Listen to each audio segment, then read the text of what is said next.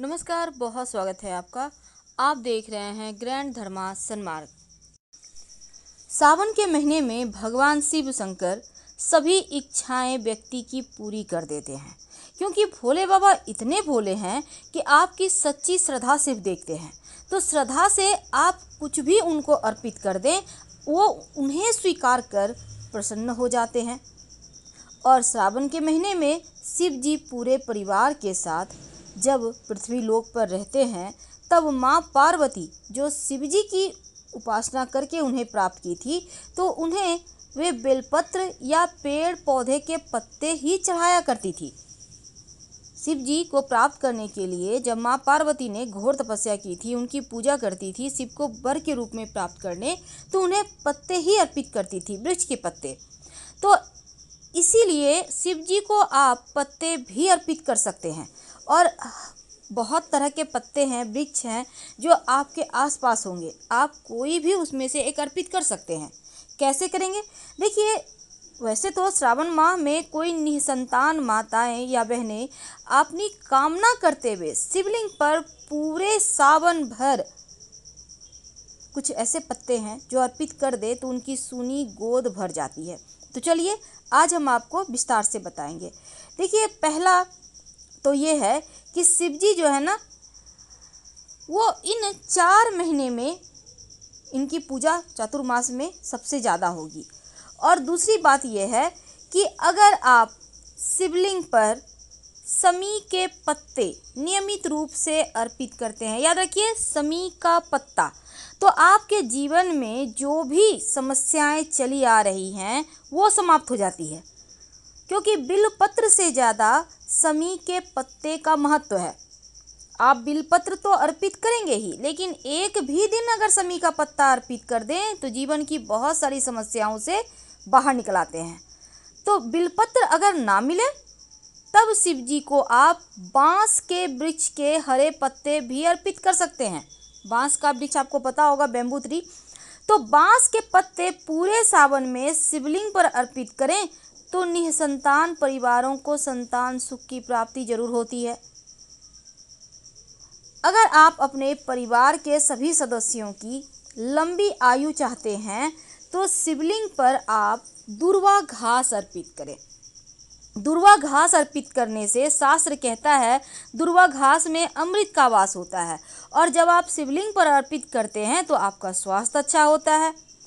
भांग के पत्ते अगर आप शिवलिंग पर अर्पित करें, वैसे भांग आपको मार्केट में मिल जाएगा, तो शिव जी शीघ्र ही प्रसन्न होते हैं और मनोकामना भी पूरी करते हैं।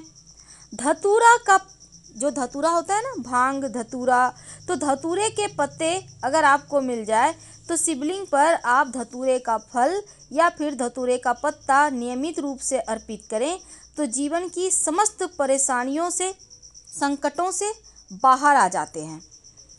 अगर सावन के महीने में आप चाहते हैं कि आपके जीवन में सुख, आनंद, खुशियाँ बरसती रहे, तो शिवलिंग पर पीपल के पत्ते लोटे में जल ले लें। जल में 5 पीपल के पत्ते डालकर शिवलिंग की पूजा कर अर्पित कर दें। इससे क्या होगा? एक तो शनिदेव की कृपा बरसेगी और शिव जी भी प्रसन्न होंगे। जीवन की तमाम तरह के दुख चिंताओं से मुक्ति मिल जाएगी। अपामार्ग, जिसे हम चिड़चिड़ी भी कहते हैं, अगर शिवलिंग पर अर्पित करते हैं अपामार्ग, तो भोग और मोक्ष की प्राप्ति होती है। मनुष्य को भोग मोक्ष की प्राप्ति होती है। और शिव पुराण में कहा गया है कि पवित्र सावन के महीने में अगर आक, जिसको हम मदार कहते हैं, उसके पुष्प अर्पित कर लें तो शिव जी प्रसन्न होकर समस्त कामनाओं की पूर्ति करता है। पत्ता और पुष्प, याद रखिए, आक धतूरा होता है ना, तो पुष्प और पत्ते दोनों ही चीज़ें आप शिवलिंग पर अर्पित कर सकते हैं इस सावन के महीने में। तो दूर्वा आप वैसे गणेश जी को भी अर्पित कर सकते हैं, और समी का पत्ता जो है ना, उसको अर्पित करने से शिव भी प्रसन्न होते हैं। धतूरे का पत्ता अर्पित करने से आप औषधि एक तरह का ना, तो जीवन में सकारात्मकता तरीके से आपका जीवन बदल जाता है। और सबसे महत्वपूर्ण ये है कि अगर आंकड़े के पुष्प की माला आप शिवलिंग पर अर्पित कर दें तो बहुत ही शुभ इसका मायने होता है। जीवन की खुशियाँ आपकी बढ़ जाती है। और पीपल का पत्ता अर्पित करने से शनिदेव के ग्रह दोष का भी निवारण होता है। तो अभी तक हमने जाना कि क्या अर्पित करने से, कौन से पत्ते अर्पित करके आप कौन सी मनोकामना पूर्ति कर सकते हैं। लेकिन चूंकि आज हमारा टॉपिक है चावल, चावल को जिसको हम अक्षत भी कहते हैं। एक बात हमेशा ही याद रखिए, जब भी आपको चावल चढ़ाना है पहले से बिल लें, टूटा हुआ एक भी दाना नहीं होना चाहिए, वरना ये पूर्णता का प्रतीक नहीं होकर अपूर्ण हो जाएगा। अक्षत यानी समूचा चावल पूर्णता का प्रतीक है। और चावल के मात्र 5 दाने भी, एक दाने भी पूरे सावन में अगर आप रोज शिवलिंग पर अर्पित करें तो अपार धन ऐश्वर्य बढ़ता है, जीवन में खुशियां आती हैं। तो पूरे सावन महीने में आप चावल चढ़ाइए, आपको धन की कमी कभी नहीं होगी और धन आता ही चला जाएगा। पूजा करते समय कच्चे चावल शिवलिंग पर अर्पित करें। अगर आप ज़्यादा अर्पित करना चाहते हैं तो पूरा आप शिवलिंग पर अर्पित ना करें, बल्कि उसमें से थोड़ा सा उठाकर शिवलिंग पर अर्पित करें, बाकी का वहीं मंदिर में छोड़ दें या किसी गरीब को दे दें, तो आर्थिक लाभ होगा। और सिर्फ ये ध्यान रखिएगा कि चावल हमेशा ही साफ़ सुथरा हो, गंदे फंदे चावल मत चढ़ाइएगा, क्योंकि टूटे फूटे हुए चावल भी अर्पित करने से आपको पूरा फल नहीं मिलता है। वैसे तो शिव जी के ऊपर शिवलिंग पर बहुत सारी वस्तुएं अर्पित की जाती है, लेकिन सामान्य पूजा विधि ये है कि सुबह सुबह स्नान वगैरह करके आप नित्य कर्म से निवृत्त होकर स्नान करके धुले हुए कपड़े पहन लें। अब घर के मंदिर में ही या पास के किसी मंदिर में जाकर शिव जी, माँ पार्वती, नंदी जी महाराज को गंगा जल अर्पित करें। इसके अलावा आपके पास जो भी वस्तु है एक एक करके उन्हें अर्पित करते चले जाएं और अनवरत रूप से नमः शिवाय का जप करते रहें, क्योंकि नमः शिवाय की लड़ी नहीं टूटना चाहिए। जितना ज़्यादा आप नमः शिवाय का जप करेंगे उतना ही ज़्यादा आप शिव जी के करीब आते चले जाएंगे।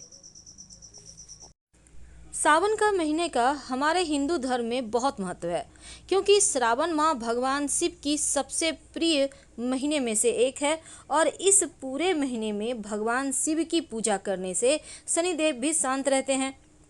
पूरे सावन माह में जितने भी शनिवार आएंगे, हर शनिवार के दिन आप शिव जी का विशेष विधान से पूजा करें तो शनिदेव शांत रहते हैं। वैसे तो सावन का सोमवार व्रत का सबसे ज़्यादा महत्व है।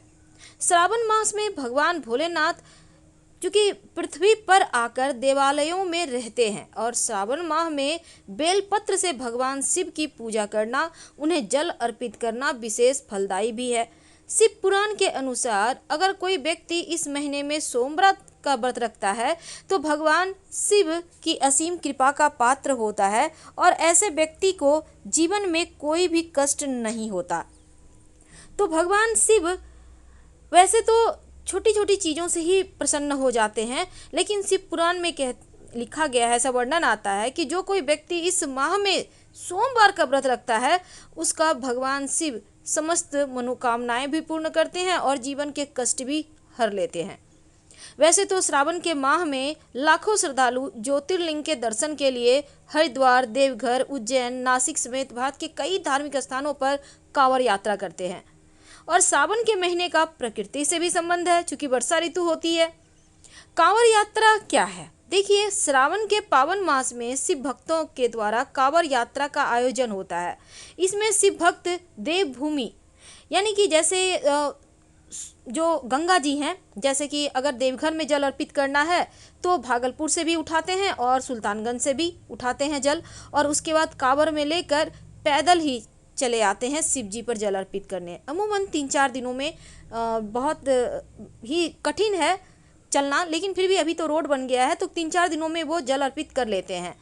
अब बहुत सारे लोग ऐसे भी हैं जो एक ही दिन में जल अर्पित कर लेते हैं।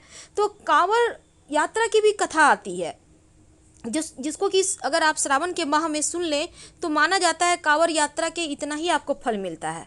पौराणिक मान्यता के अनुसार जब देवताओं और असुरों के बीच समुद्र मंथन हो रहा था तब उस मंथन से 14 रत्न निकले।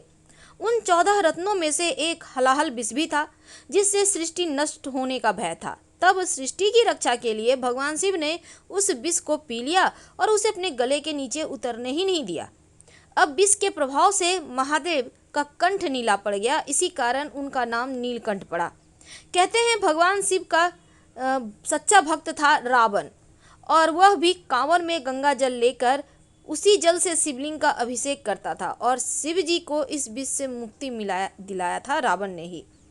तो सावन के महीने में इस बार 4 सोमवार हैं, 25 जुलाई, 2 अगस्त, 9 अगस्त और 16 अगस्त को। तो सावन का जो सोमवार का दिन है, इस दिन व्रत रखा जाता है। सोमवार के दिन भगवान शिव को समर्पित है और इस दिन अपनी मनोकामना के अनुसार आप तमाम तरीके से पूजा करके शिव जी को मना सकते हैं। फिलहाल हम आपसे विदा लेंगे। जानकारी अच्छी लगे तो लाइक कर सब्सक्राइब करें।